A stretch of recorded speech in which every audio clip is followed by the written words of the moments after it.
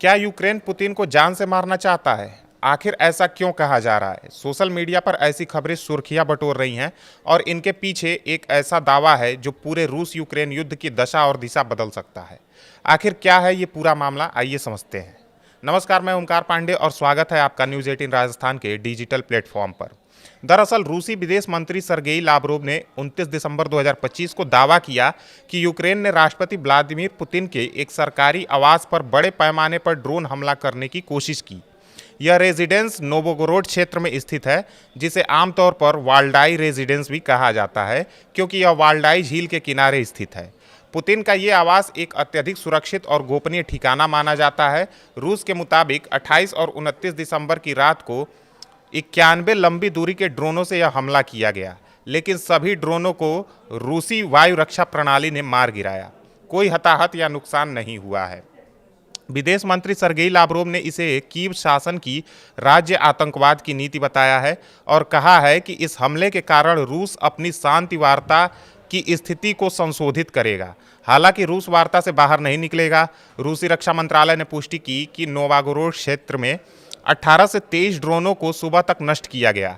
कुल मिलाकर उस रात रूस भर में 140 से ज़्यादा यूक्रेनी ड्रोनों को गिराया गया। वहीं इन सबके बीच यूक्रेन का खंडन भी सामने आया है। यूक्रेन के विदेश मंत्री आंद्रेई सिबिहा और राष्ट्रपति जेलेंस्की ने इन दावों को पूरी तरह से खारिज कर दिया है।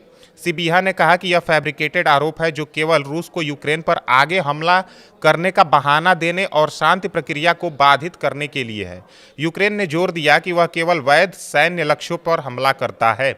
वहीं अमेरिकी राष्ट्रपति डोनाल्ड ट्रंप ने 29 दिसंबर को पुतिन से फोन पर बात की। पुतिन ने उन्हें इस कथित हमले की जानकारी दी। ट्रंप ने इसे नॉट गुड बताया और कहा कि वे इससे बहुत गुस्सा हैं। ट्रंप ने रिपोर्टर से कहा कि यह नाजुक समय है, घर पर हमला करना सही नहीं है। क्रेमलिन के सहयोगी यूरी उशाकोव के अनुसार ट्रंप शॉक्ड और आउटरेज्ड थे। इस हमले का जिक्र ट्रंप जेलेंस्की वार्ता के ठीक बाद आया, जहां यूक्रेन युद्ध पर शांति समझौते की दिशा में प्रगति हो रही थी। अंतर्राष्ट्रीय प्रतिक्रियाओं में CNN, न्यूयॉर्क टाइम्स और BBC जैसे मीडिया समूहों ने रूसी दावों पर कोई स्वतंत्र सबूत न होने की बात कही। कई विश्लेषक इसे रूस की ओर से शांति वार्ता में कड़ा रुख अपनाने की रणनीति मान रहे हैं। ट्रंप ने हालांकि पुतिन की बात पर भरोसा जताया, लेकिन कहा कि शायद हमला हुआ ही न हो, ऐसा भी संभव हो सकता है। आपको बता दें कि पुतिन की वाल्डाई रेजिडेंस उत्तरी पश्चिमी रूस में एक जंगली इलाके में स्थित है, जहां कई लग्जरी सुविधाएं हैं, जिसमें प्राइवेट चर्च, स्पा और सुरक्षित बंकर शामिल है। यह पुतिन का निजी रिट्रीट है, जहां वे अक्सर विदेशी मेहमानों से मिलते हैं। रूस ने पहले भी यूक्रेन पर क्रेमलिन और अन्य जगहों पर ड्रोन हमलों के आरोप लगाए हैं, जिन्हें यूक्रेन ने खारिज कर दिया। यह दावा ऐसे समय में आया जब ट्रंप प्रशासन यूक्रेन युद्ध खत्म करने की कोशिश कर रहा है। हाल की जेलेंस्की ट्रंप मीटिंग में समझौता 90% तक पूरा होना बताया गया था, लेकिन अब रूस कड़ा रुख अपना सकता है, जैसे डोनबास से यूक्रेनी सेना की पूरी वापसी की मांग या जापरेजिया क्षेत्र पर कब्जा बढ़ाना।